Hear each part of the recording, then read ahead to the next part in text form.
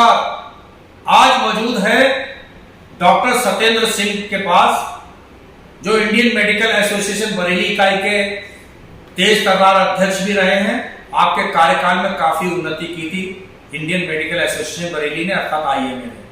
आज कुछ और मुद्दों पर बात करने आपके पास आए हैं कि किस तरीके से बच्चों की हड्डियां कमजोर ना हो, माता पिता किन बातों का ध्यान रखें कि उनके नौनिहाल की हड्डी मजबूत हो, गर्भस्थ महिला किस तरीके का खान पान रखे जिससे पैदा होने वाला बच्चा कमजोर हड्डियां लेके पैदा ना हो। कुछ लोग देखा गया कि हड्डियां मजबूत करने के लिए विटामिन डी इत्यादि की गोलियां और चीजें अपने हिसाब से बगैर डॉक्टर की सलाह से सेवन करने लगते हैं। उससे क्या नफा नुकसान होने वाला है, ये भी एक सवाल डॉक्टर सत्येंद्र सिंह साहब से रहेगा। और कुछ मन की बातें भी डॉक्टर सत्येंद्र सिंह आज आपसे करने वाले हैं। डॉक्टर सत्येंद्र सिंह का दर्शक देख रहे हैं, क्या नमस्कार गंभीर साहब, दोस्तों नमस्कार। मैं डॉक्टर सत्येंद्र सिंह, हड्डी रोग विशेषज्ञ। आपका सवाल जो वर्तमान समय में हम देखते हैं बच्चों में, खासकर कमर के दर्द, जोड़ों के दर्द, ये बहुत बड़ी मात्रा में पाए जाते हैं। माँ बाप उससे परेशान रहते हैं और कई बार बिना डॉक्टर की सलाह के कैल्शियम, विटामिन डी अपने आप देना शुरू कर देते हैं। माँ बाप आते हैं, मरीज देख करके कहते हैं साहब उसमें शायद कैल्शियम की कमी हो गई, हड्डी कमज़ोर हो गई है। तो हड्डी कमज़ोर होने का जो एक हमारा मेडिकल टर्मिनोलॉजी है, एक होता है और ऑस्टियोमलेशिया और एक होता है ऑस्टियोपोरोसिस। ऑस्टियोमलेशिया बेसिकली जो ग्रोइंग एज है, बचपन से लेकर जवानी तक की, उसमें जब विटामिन डी की कमी से हड्डियां कमज़ोर होने लग जाएं तो इस शब्द का इस्तेमाल किया जाता है। और ऑस्टियोपोरोसिस ज़्यादातर ओल्ड एज में हम लोग इस शब्द को इस्तेमाल करते हैं, 40 साल के बाद, 50 साल के आसपास। उसका एक रीज़न ये है कि शरीर में जो सेल्स को बनाने की प्रवृत्ति है, दो प्रवृत्तियां काम करती हैं, osteoblastic activity and osteoclastic activity. तो जब ग्रोइंग एज होती है बच्चे में, खासकर बच्चों से लेकर जवानी तक, ऑस्टियोब्लास्टिक एक्टिविटी एक निश्चित उसमें गति से काम करती है और ऑस्टियोक्लास्टिक एक्टिविटी कम रहती है।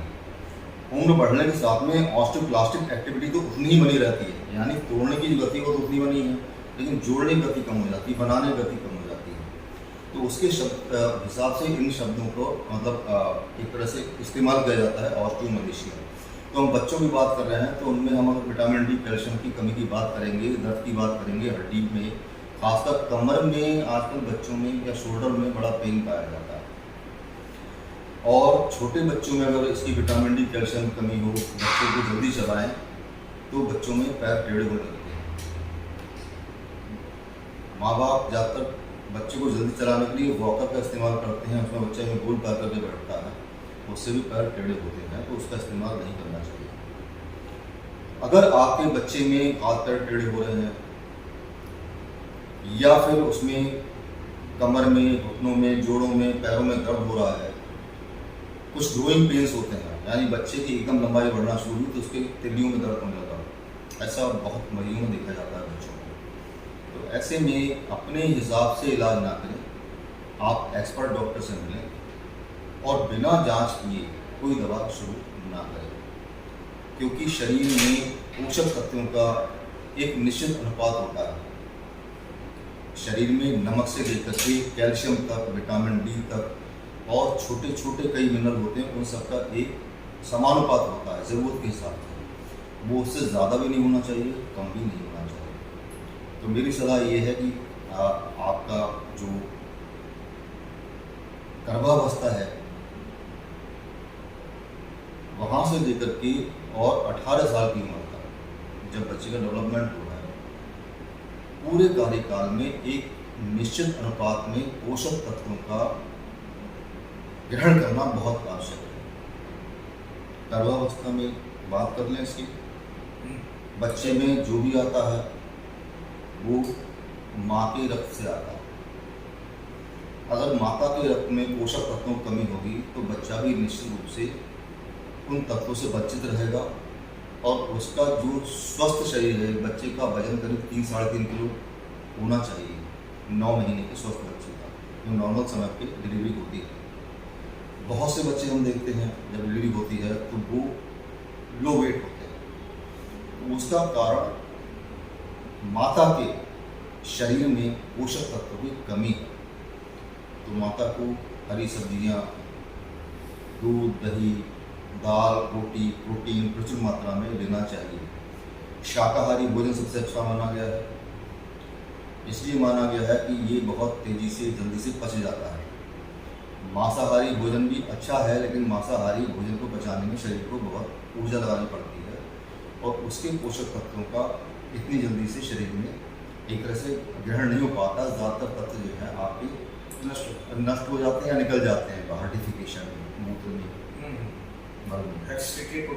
यस, तो ऐसे तत्वों का सेवन करें जो कि शरीर में आसानी से पच जाए। माता के शरीर में पचेंगे तो वो बच्चे के शरीर में जाएंगे, बच्चा स्वस्थ पैदा होगा। जब बच्चा, कहते हैं ना, कोई गाड़ी आप लेकर के आओ, कोई भी चीज़ आप लेकर के आओ तो उसमें एक तो होता है बिल्कुल परफेक्ट, आप कोई गाड़ी लेके आए, किसी गाड़ी में आप लेके आते हैं तो उसमें शुरू से ही डिफेक्ट होते हैं, मैन्युफैक्चरिंग डिफेक्ट।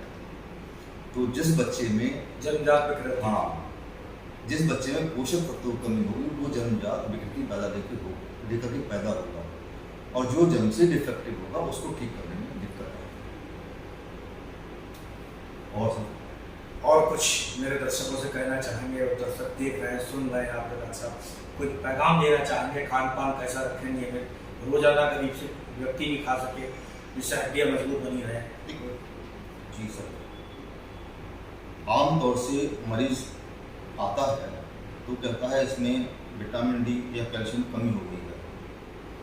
ये सब कुछ खाता है लेकिन ये पनपता नहीं है, बढ़ नहीं रहा है, लंबाई नहीं बढ़ रही है इसकी, या हड्डियाँ मोटी नहीं हो रही हैं, बच्चा दुबला पतला है। तो मैं बताना चाहता हूँ आम जनता को, विटामिन डी किसी भी दवा में नहीं मिलता, सॉरी किसी भी भोजन में नहीं मिलता। या तो आपके शरीर में दवा के जरिए पहुँचेगा, विटामिन डी के कैप्सूल आते हैं, लिक्विड आता है, या शैशे आते हैं, पैकेट्स आते हैं पाउडर टाइप का, या तो उनके जरिए आपको मिलेगा या आपको मिलेगा सुबह की धूप में। तो दुर्भाग्य से हमारा जो रूटीन है वो इस प्रकार का हो गया है कि सुबह बच्चे को जल्दी से तैयार करना, उसको स्कूल भेजना, माता का भी समय बच्चे में निकल जाता है, ना तो उसे सुबह की धूप मिल पाती है और ना ही बच्चे को सुबह की धूप मिल पाती है। तो ज़्यादातर बच्चे विटामिन डी की कमी से पीड़ित होते हैं, इसीलिए उनके मसल क्रम्स होते हैं, ग्रोइंग पेन्स होते हैं। और उस दर्द को दूर करने का जो तरीका है वो ये है कि बच्चे को डॉक्टर को दिखाएं और विधिवत उसके टेस्ट कराएं। यूँ ही विटामिन डी शुरू ना करें कि दे दिया, आधा पैकेट दे रहे हैं, हफ्ते में एक बार दे रहे हैं, क्योंकि विटामिन डी की डेफिशिएंसी होती है तो ये पूरे शरीर पे प्रभाव डालती है, मसल से लेकर के हार्ट तक प्रभाव डालता है विटामिन डी। और फेवरेट है हड्डियाँ, तो हड्डियाँ, हर चीज़ के लिए विटामिन डी बहुत ज़रूरी है। इसलिए उसकी जांच कराएं, पहले उसकी मात्रा निश्चित करें। मात्रा बहुत कम होती है तो एक पैकेट से काम नहीं चलता है, तब 6 लाख यूनिट उसको देना पड़ता है लोडिंग डोज की तरह से। लोडिंग डोज या तो इंजेक्शन जरिए दी जाती है या फिर 60,000 यूनिट के कैप्सूल या शैशे या लिक्विड आता है, उसको हम 10 दिन लगातार देते हैं। इसके बाद फिर हफ्ते में 2 बार देते हैं, फिर धीरे धीरे कम करके मेंटेनेंस डोज पर ले आते हैं और हफ्ते में 1 बार शुरू कर देते हैं। इसको जितना आपका डॉक्टर बताए 1 महीने 2 महीने उतने दिन दें, उसके बाद उसको थोड़े दिन के लिए 15-20 दिन को बंद कर देंगे, फिर उसका टेस्ट कराएं। अगर दवा के साथ में टेस्ट कराएंगे कभी ठीक रिपोर्ट नहीं आएगी। जैसे मान लीजिए आपको शुगर है, आप चीनी खा कर टेस्ट कराएंगे तो आप पता नहीं चलेगा शुगर लेवल कितना है आपका, बढ़ा हुआ है।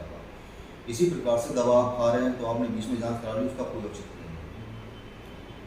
ये ध्यान रखने वाली बात है। तो इसमें कितनी मात्रा में देना है, कितने समय तक देना है, ये दोनों बहुत ज़रूरी हैं। विटामिन डी का ओवरडोज भी बहुत घातक है, कैल्शियम का ओवरडोज भी बहुत घातक है, और विटामिन डी का अंडर यानी शरीर में मात्रा से कम रहना भी बहुत घातक है। तो दोनों ही दुधारी तलवार है, जितना शरीर में चाहिए। हवा में ऑक्सीजन है, पृथ्वी में नमक है, पेड़ पौधों में भी सब चीज़ें तत्व मौजूद हैं, उन्हीं से हमारा शरीर चल रहा है और एक समानुपात में को कार्य करता है। बहुत बहुत देखिए, ये थे डॉक्टर सत्येंद्र सिंह साहब और बता रहे थे विटामिन डी की उपयोगिता, कैल्शियम की उपयोगिता, दोनों की कमी भी खतरनाक है और जीवन में शरीर के अंदर अधिकता भी नुकसानदायक है। प्रोटीन भी बहुत ज़रूरी है, प्रोटीन भी बहुत उचित मात्रा में होनी चाहिए, सारे तत्व जितने होते हैं सब उचित मात्रा में। जुड़े रहिए हमारे साथ, देखते रहिए गंभीर न्यूज।